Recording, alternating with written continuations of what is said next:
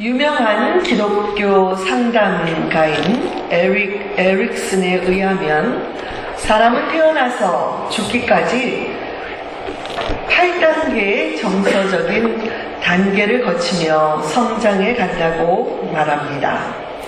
1세의 이 영아기 때부터 제일 먼저 개발되어야 할 정서는 trust, 신뢰의 정서입니다. 그런데 이때의 가장 중요한 인물인 우리 부모나 또는 조부모에 의해서 사랑을 받지 못하면 이 아기에게 있어서 신뢰의 정서가 자라나지 않게 되고 자라나지 않을 뿐만이 아니라 그 반대의 정서인 불신의 정서가 그의 안에서 자라간다는 것입니다. 그 결과 평생 동안 이 아이는 사회적인 활동을 하는 데 있어서 지장을 받는다는 것이죠. 3세부터 5세 사이의 유아기에는 무엇이든지 새로운 시도를 하는 시기입니다.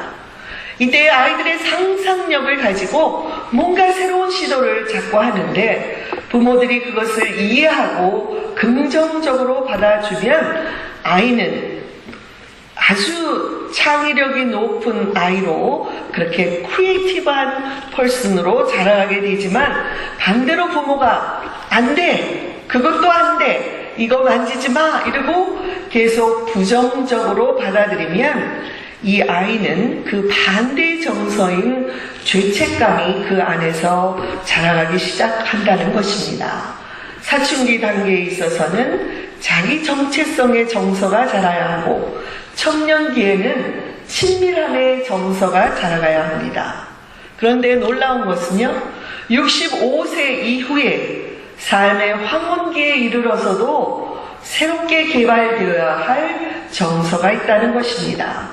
이제 삶을 마감할 시기인데 새삼스레 무슨 정서를 개발하느냐고 말씀하실 수도 있지만 이 단계야말로 우리 인생에 있어서 가장 소중한 시기가 될 수 있는 것입니다. 이때는 이제까지 살아오면서 삶 속에 기뻤던 일, 즐거웠던 일, 또는 어려웠던 일, 후회되는 일 등등 인생의 많은 경험을 통해 얻은 교훈과 지혜를 후손들에게 전달함으로써 자기의 마음 깊은 곳에 있는 그런 상처들도 치유가 될 수 있고 인생의 마무리를 아름답게 할 수 있다는 것입니다. 이미 말씀드린 적이 있는데요. 다이너마이트를 개발한 스웨덴의 화학자 노벨은 신문사의 실수로 인해서 자기 동생이 죽었는데 자기에 대한 부고가 실린 것을 보았습니다. 그는 다이너마이트로 거대한 부자가 되었지만 이 살인적인 무기로 말미암아 앞으로 세계 평화를 깨트리는 위험한 그런 일을 해놓았다는 그런 부정적인 내용이었습니다. 여기서 노벨은 깊은 깨달음을 얻고 즉시로 자기의 모든 재산을 털어서 인류의 발전과 세계 평화에 기여한 자들에게 노벨상을 주기 시작했습니다. 그 이후 노벨은 모든 세상 사람들에게 세계 평화에 기여하는 아주 중요한 인물로 기억이 되고 있습니다.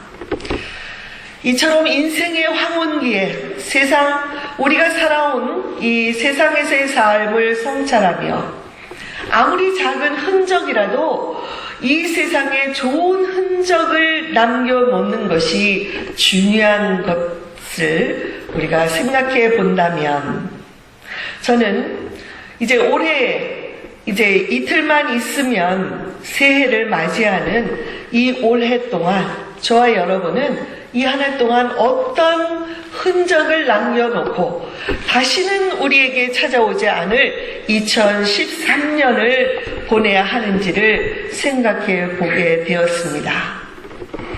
여러분, 매일 우리에게 새 날이 찾아오지만 우리에게 찾아오는 이 하루하루를 우리가 어떤 의미를 부여하는가에 따라서 우리의 삶이 달라질 수가 있습니다.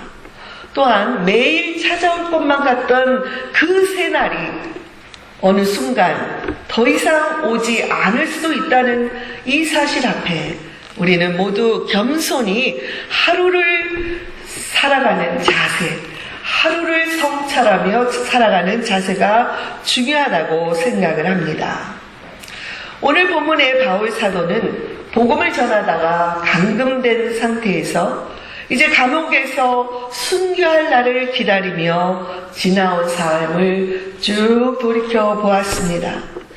바울은 특별히 자신이 이 세상을 떠난 후에 복음 전파의 사명을 감당할 교회들과 지도자들에게 용기를 주기 위하여 이제까지 자기의 삶을 통해 배운 교훈과 깨달음들을 서신서에 기록해 놓았습니다. 특별히 그 중에서도 자기가 사랑하는 영적인 아들이었던 디모데에게 유언처럼 쓴 디모데 후서 이 편지에는 디모데와의 친밀한 관계와 그를 향한 애틋한 사랑을 느낄 수가 있습니다. 저는 이틀만 지나면 2013년을 마감하는 오늘 우리 교우님들을 생각하며 깊은 사랑으로 이 말씀을 준비했습니다. 한 해 동안에 좋은 일도 있었고 힘든 일도 있었지만 이 모든 것에 하나님께 감사를 드리면서 새해를 맞이했으면 좋겠습니다. 그리고 올해의 삶에서 가르쳐 주신 교훈을 바탕으로 새해에는 더욱 빛나고 성령 충만한 삶을 살게 되기를 바랍니다. 아멘. 먼저 본문의 배경을 구체적으로 살펴보겠습니다. 바울 사도는 에베소라는 도시에서 3년간 머무르며 복음을 전했고 그 결과 소아시아 일대에 지금 터키 지역에 많은 열매를 맺었습니다. 그래서 터키의 3대 도시 중에 하나인 에베소에 교회가 세워졌습니다. 바울은 이 에베소에 두란노 서원을 세우고 3년을 머물며 제자들을 양성하였고 그것을 발판으로 해서 인근 지역으로 복음이 왕성하게 퍼져나갔습니다. 그러나 바울이 떠난 후에 이 에베소 교회는 심각한 이단의 도전을 받게 되었습니다. 이에 교인들의 신앙이 흔들리고 어떤 이들은 믿음에서 떠나기도 했습니다. 그래서 바울은 이 문제를 수습할 필요를 느끼고 디모데를 에베소 교회의 목사로 파송하여 성도들을 돌보게 했던 것입니다. 디모데는 어떤 사람이었습니까? 어렸을 적부터 성경을 잘 알았고 그리고 외조모로부터 3대를 이어온 뿌리 깊은 믿음의 소유자였습니다. 그리고 그가 목사로 소명을 받을 때에 바울의 안수 기도를 통해서 많은 하나님의 은사를 받았던 것으로 보입니다. 그러나 바울의 동역자로서 담대하게 복음을 전했던 디모데였지만 끊임없는 이단과의 싸움 속에서 그리고 주변의 이 핍박 속에서 어느새 자신도 모르게 나약해지고 두려워하는 마음이 들었던 것입니다. 더욱이 디모데가 늘 의지하던 바울이 곁에 없었고 감옥에 갇혀 있다는 사실로 인해 디모데는 위축될 수밖에 없었습니다. 바울은 비록 멀리 디모데와 떨어져 있었지만 그의 기도 가운데에서 사랑하는 제자가 겪고 있는 어려움을 의식하면서 편지를 통해서나마 그를 위로해주고 격려해주고 다시 일어나 사역을 힘차게 감당하도록 돕고 싶었던 것입니다. 3절과 4절을 제가 읽습니다. 내가 밤낮 간구하는 가운데 쉬지 않고 너를 생각하여 청결한 양심으로 조상적부터 섬겨오는 하나님께 감사하고 내 눈물을 생각하여 너 보기를 원하는 내 기쁨이 가득하게 하려 함이라. 바울은 밤이나 낮이나 디모데를 생각하며 기도하다가 그가 자기를 위해서 눈물로 간구하는 모습을 떠올리게 되었습니다. 바울은 디모데가 복음의 사역을 잘 감당할 것이라는 믿음을 가지고 있었지만 또 한편으로는 그도 환경이 힘들어지면 포기하고 싶은 마음이 드는 연약한 인간이라는 것도 알고 있었습니다. 왜냐하면 바울 역시도 복음으로 인해 수많은 핍박과 환난을 겪어왔고 죽음의 위기를 여러 번 경험했기 때문입니다. 누구보다도 디모데의 심정을 잘 이해할 수 있었던 바울은 당장 디모데에게 쫓아가서 용기를 주고 싶지만 감옥에 갇혀서 그렇게 할 수 없는 이 안타까운 현실 속에서 마음 아파하며 펜을 들어 편지를 쓰기 시작했던 것입니다. 6절 7절의 권면을 들어보십시오.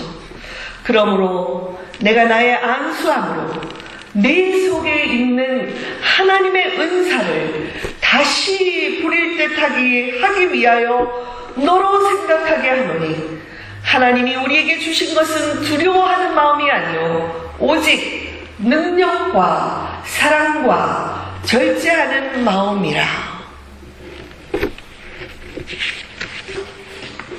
바울은 디모데에게 안수함으로 그의 안에 있는 하나님의 은사에 다시 불을 지피려고 했습니다. 디모데야, 일어나라. 힘들다고 나약해지기 시작하면 한없이 약해질 수밖에 없다. 내가 너를 위하여 네 안에 있는 하나님의 은사의 달을 다시 불을 붙인다. 네가 소명을 받았을 때에 함께 받았던 그 은사들을 생각해보라. 그 은사에 다시 불이 붙으면 어떤 어려운 환경 속에서도 능력 있는 사역을 감당하게 될 것이다. 내가 비록 감옥에 있지만 성령을 의지하여 기도하노니 두려워하지 말고 능력으로 사랑으로 절제하는 마음으로 담대하게 복음을 전파하라. 바로 이런 기도를 드리고 있는 것입니다.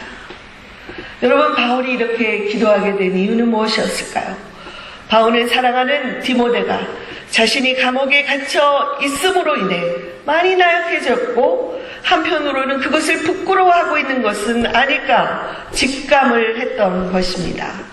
8절에 보면 그러므로 너는 내가 우리 주를 증언함과 또는 주를 위하여 갇힌 자 된 나를 부끄러워하지 말고 오직 하나님의 능력을 따라 복음과 함께 고난을 받으라. 이렇게 말씀하고 있습니다. 아무리 능력 있는 사람이라고 해도 환경이 어려워지면 주눅이 들고 약해질 수밖에 없는 것입니다. 그렇기 때문에 어려울 때 주변의 동역자들의 기도와 격려가 절실히 필요한 것입니다.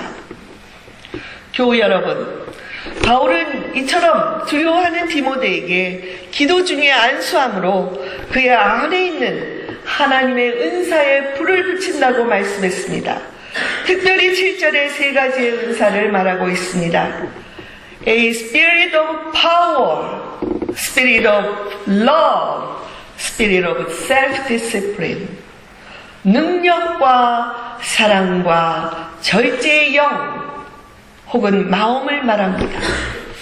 저는 이제 다가오는 2014년을 우리가 기쁨으로 맞이하기 위해 올 한 해 동안에 지나온 삶을 돌아보기 원합니다. 저와 여러분의 믿음 생활은 얼마나 정진했습니까? 우리는 복음 때문에 고난을 받을 각오가 되어 있습니까? 우리의 믿음을 부끄러워하는 것은 아닙니까? 교우 여러분 가운데 어떤 이유에서인지는 몰라도 믿음이 나약해져 있거나 뒤로 처져 있거나 지쳐하는 분들이 있다면 이 시간 저는 기도하옵기를 하나님께서 다시 한번 여러분의 은사에 불을 붙여주시기를 간절히 바랍니다. 하나님께서는 우리 각 사람에게 은사를 허락하여 주셨습니다. 바울은 디모데에게 필요한 은사가 능력과 사랑과 절제라고 말합니다. 여러분에게는 어떤 은사가 있습니까? 여러분은 어떤 은사를 가지고 하나님을 그리고 교회를 섬겨오고 있습니까? 곰곰이 이제까지의 믿음 생활을 돌아보시면서 내게 다시 회복되어야 할 은사가 있다면 그것이 어떤 것인지를 생각해 보십시오. 그리고 주님께 아뢰시기 바랍니다. 바울은 디모데에게 이런 은사를 회복하기 위하여 본문에서 두 가지의 중요한 교훈을 주고 있습니다. 첫째는 하나님께서 우리를 불러주신 소명은 하나님의 은혜로 된 것임을 기억하라고 권면하고 있습니다. 9절에 보면 하나님이 우리를 구원하사 거룩하신 소명으로 부르심은 우리의 행위대로 하심이 아니요 오직 자기의 뜻과 영원 전부터 그리스도 예수 안에서 우리에게 주신 은혜대로 하심이라고 말씀합니다. 하나님께서 우리를 구원해 주신 것은 우리의 행실에 의해서가 아닙니다. 오직 하나님의 은혜 때문이었습니다. 이것을 믿으십니까? 은혜를 경험하셨습니까? 그리고 이 하나님의 은혜는 영원 전에 그리스도 예수 안에서 주셨다고 말합니다. 하나님은 우리가 죄인 되었을 때 예수 그리스도를 믿는 은혜를 주셔서 죄 용서의 확신을 갖게 하시고 하나님의 자녀로 삼아 주셨습니다. 그리고 교회 공동체에 속하게 하시고 말씀과 기도와 예배와 성찬식과 성도의 교제를 통해서 영적으로 성숙하도록 은혜를 베풀어 주십니다. 이제 우리는 기쁜 마음으로 예수님의 온전한 거룩함을 향해 자라가기 시작하는 것입니다.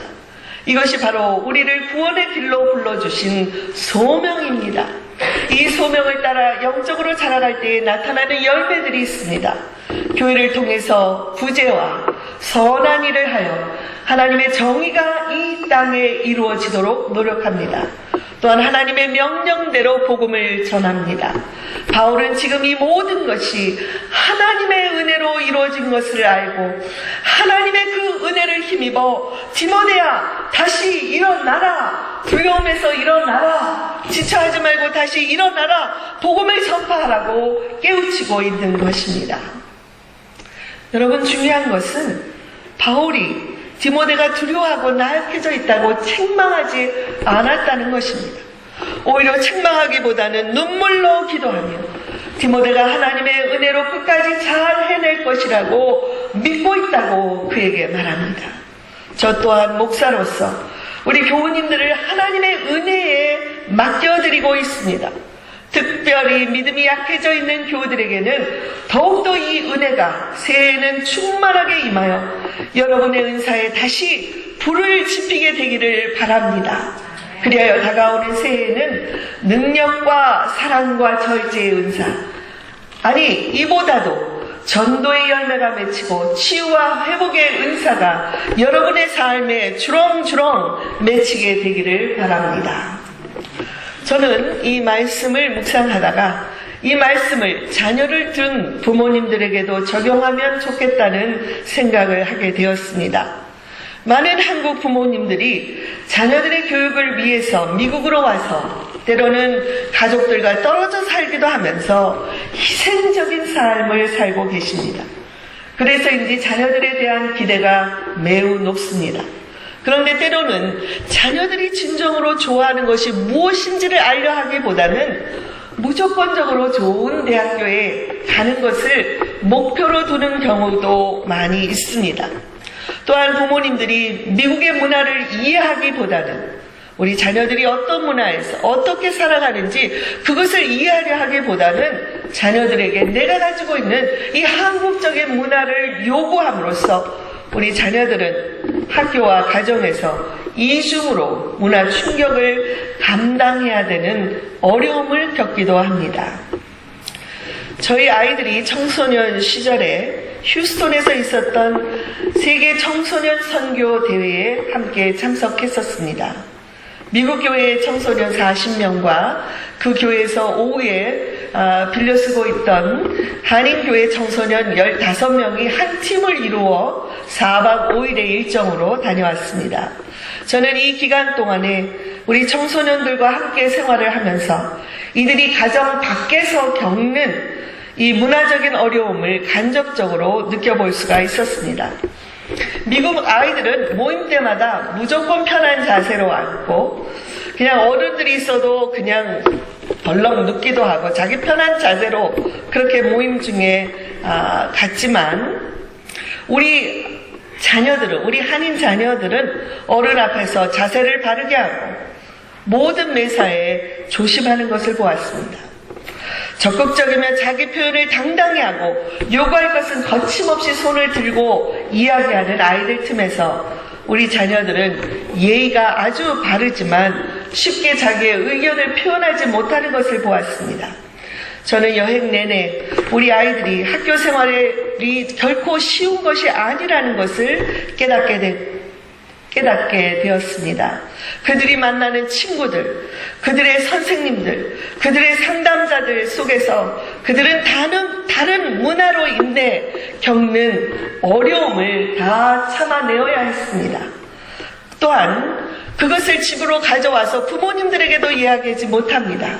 부모님들께도 일일이 그 문화를 이해하지 못하기 때문입니다. 저는 그들이 이중으로 겪는 이 어려움을 보면서 저희 자녀들에 대해서 저의 자세가 변하기 시작했습니다.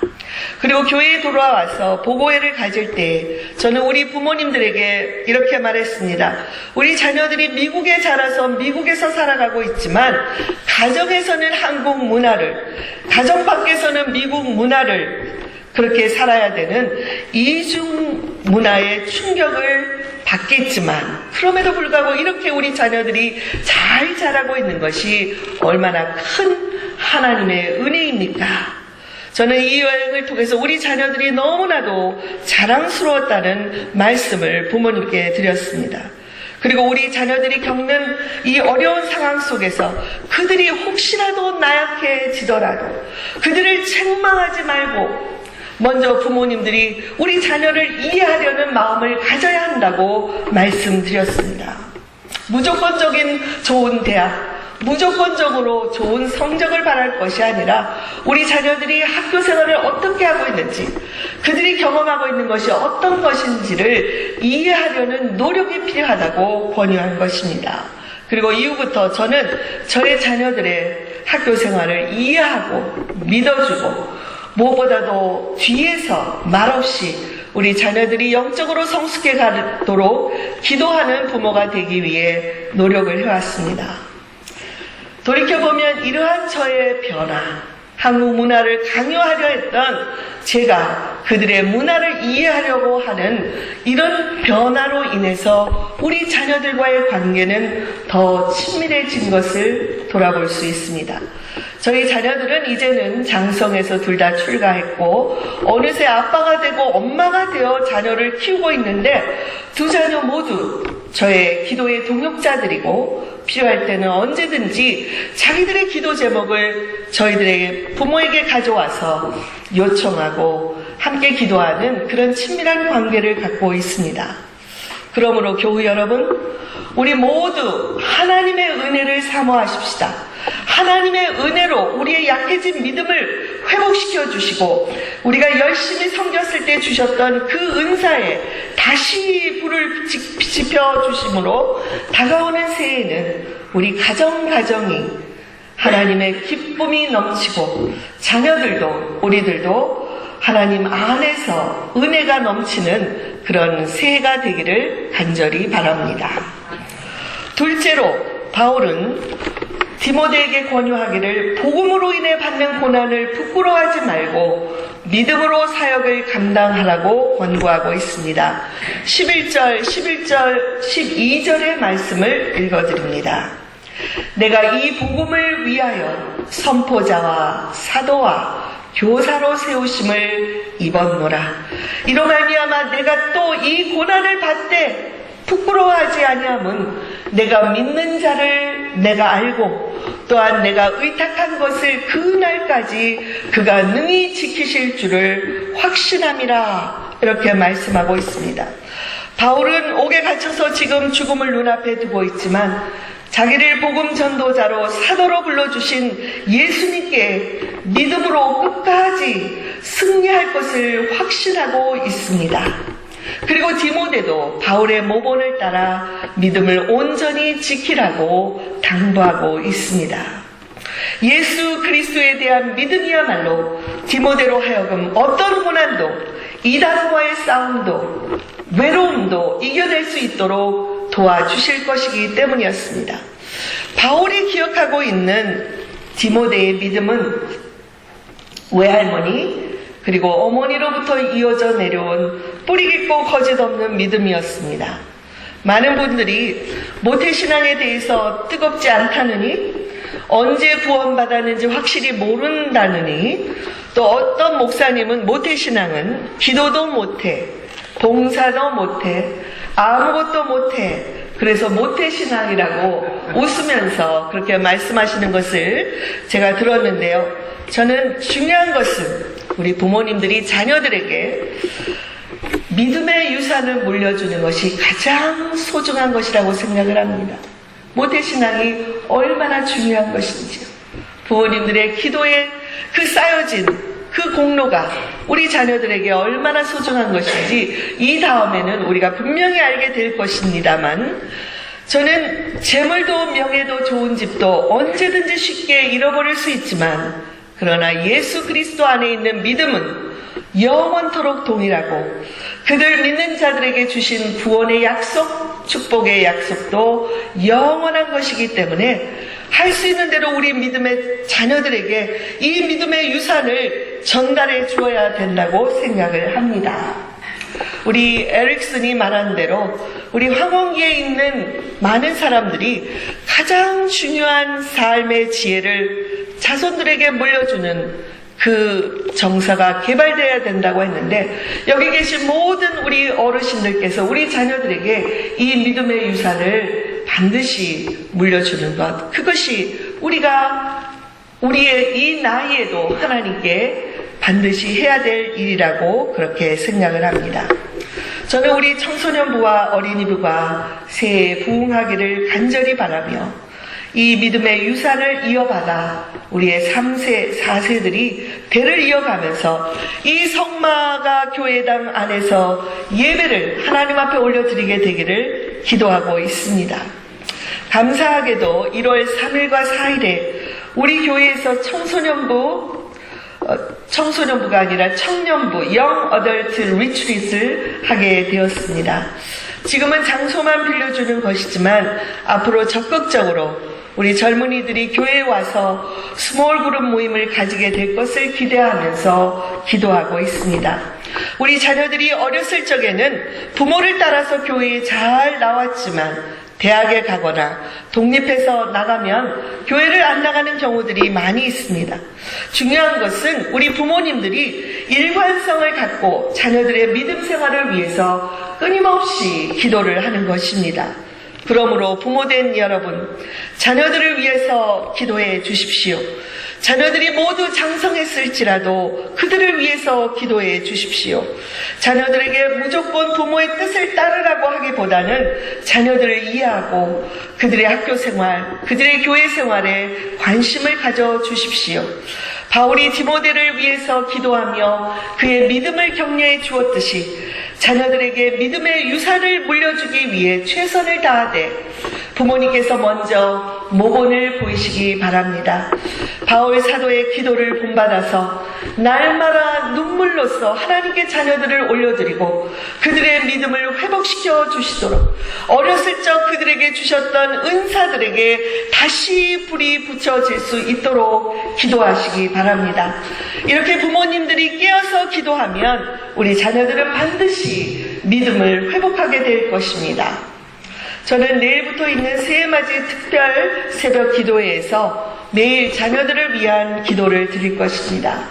가능하면 자녀들과 함께 오셔서 기도할 수 있었으면 좋겠습니다. 그래서 2014년도에는 자녀들을 위한 사역에 우리 교회 안에 하나님의 은혜가 충만하게 부어지기를 간절히 소망합니다. 사랑하는 교우 여러분, 결론적으로 바울의 이 격려 편지를 통해서 디모데가 얼마나 큰 힘을 얻었는지를 상상해 볼 수 있지 않습니까?